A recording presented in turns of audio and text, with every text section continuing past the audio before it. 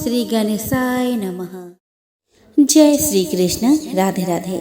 दोस्तों, हर महीने में 2 प्रदोष व्रत आते हैं, कृष्ण पक्ष के और शुक्ल पक्ष के। मंगलवार के दिन जो प्रदोष व्रत आता है उसे भौम प्रदोष व्रत कहते हैं। भौमा मंगल ग्रह का ही दूसरा नाम है। भाद्रपद का महीना बेहद शुभ माना जाता है। ऐसे में इस महीने की कृष्ण पक्ष की त्रयोदशी तिथि को आने वाले भौम प्रदोष व्रत का महत्व भी कई गुना ज्यादा है।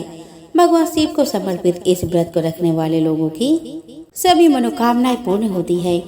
हिंदू पुराणों के अनुसार खासकर भौम प्रदोष व्रत करने का अवसर अगर किसी को मिलता है तो ऐसे जातकों के जीवन से सारे कष्ट दूर हो जाते हैं।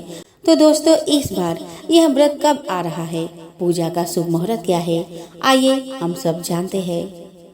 दोस्तों, भाद्र मास की त्रयोदशी तिथि 12 सितंबर की सुबह 8:30 से 13 सितंबर को सुबह 10:45 तक है। वैसे आपको बता दें कि प्रदोष व्रत की पूजा प्रदोष काल में होती है, इसीलिए इसमें उदया तिथि नहीं मानते हैं, तो आप यह व्रत 12 सितंबर को रख सकते हैं। पूजा का शुभ मुहूर्त शाम 7:05 से रात 9:30 तक है। आइए दोस्तों, अब देख लेते हैं इस व्रत के महत्व के बारे में।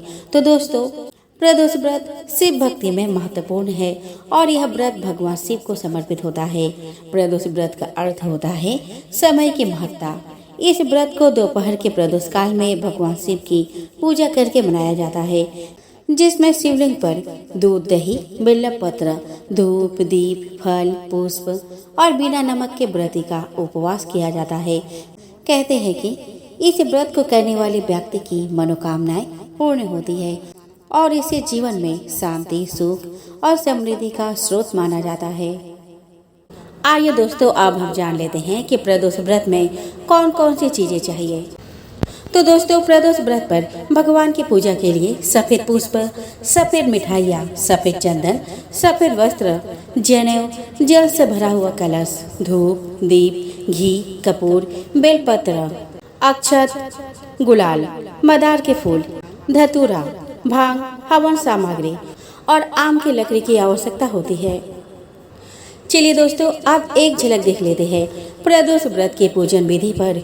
तो दोस्तों, प्रदोष व्रत के दिन व्रती को प्रातः काल उठकर नित्य कर्म से निवृत्त होकर स्नान कर शिव जी का पूजन करना चाहिए। पूरे दिन मन ही मन ओम नमः शिवाय का जाप करे। पूरे दिन निराहार रहे। त्रयोदशी के दिन प्रदोष काल में यानी सूर्यास्त से 3 घड़ी पूर्व शिव जी का पूजन करना चाहिए। प्रदोष व्रत की पूजा संध्या काल 4:30 बजे से संध्या 7 बजे के बीच की जाती है। संध्या काल में पुनः स्नान कर स्वच्छ श्वेत वस्त्र धारण कर ले। पूजा स्थल अथवा पूजा गृह को शुद्ध कर ले। यदि व्रती चाहे तो शिव मंदिर में भी जाकर पूजा कर सकते हैं। 5 रंगों से रंगोली बनाकर मंडप तैयार करें। पूजन की सभी सामग्री एकत्रित कर ले। कलश अथवा लोटे में शुद्ध जल भर ले। कुश के आसन पर बैठकर शिव जी की पूजा विधि विधान से करें। ओम नमः शिवाय कहते हुए शिव जी को जल अर्पित करें। आइए दोस्तों, अब हम श्रवण करें भौम प्रदोष व्रत कथा। एक समय की बात है, एक स्थान पर एक वृद्ध महिला रहती थी। उसका एक बेटा था। वह वृद्धा हनुमान जी की भक्त थी। हमेशा हनुमान जी की पूजा विधि पूर्वक करती थी। मंगलवार को वह हनुमान जी की विशेष पूजा करती थी। एक बार हनुमान जी ने अपने भक्त उस वृद्धा की परीक्षा लेनी चाहिए। वे एक साधु का वेश धारण करके उसके घर आए। उन्होंने आवाज लगाते हुए कहा, कोई है हनुमान भक्त जो उनकी इच्छा को पूर्ण कर सकता है। जब उनकी आवाज उस वृद्धा के कान में पड़ी तो वह जल्दी से बाहर आई। उसने साधु को प्रणाम किया और कहा कि आप अपनी इच्छा बताएं।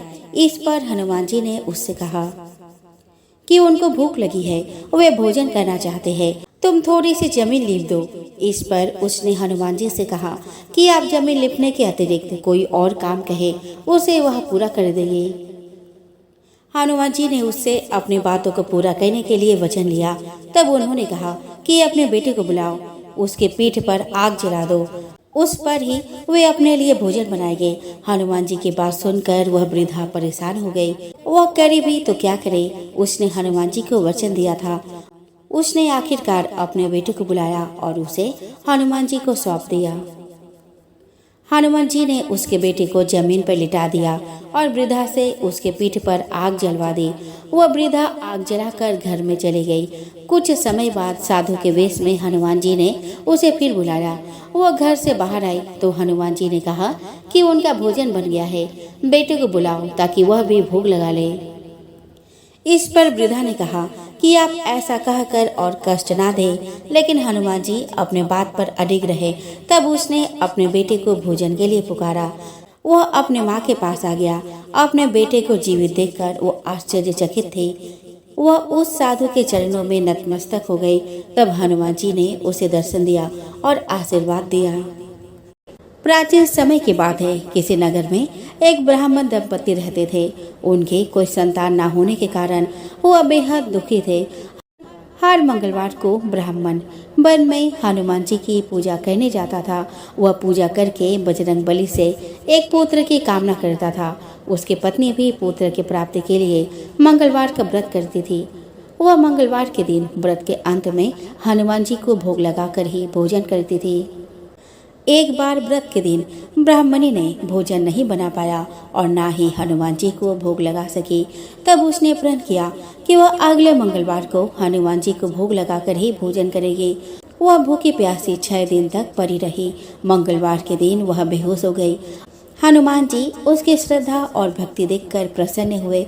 उन्होंने आशीर्वाद स्वरूप ब्राह्मणी को एक पुत्र दिया और कहा कि यह तुम्हारी बहुत सेवा करेगा। बालक को पाकर ब्राह्मणी बहुत खुश हुई। उसने बालक का नाम मंगल रखा। कुछ समय उपरांत जब ब्राह्मण घर आया तो बालक को देख पूछा कि वह कौन है। पत्नी बोली, मंगलवार व्रत से प्रसन्न होकर हनुमान जी ने उसे यह बालक दिया है।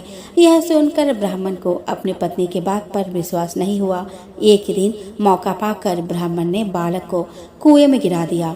घर पर लौटने पर ब्राह्मणी ने पूछा कि मंगल कहाँ है।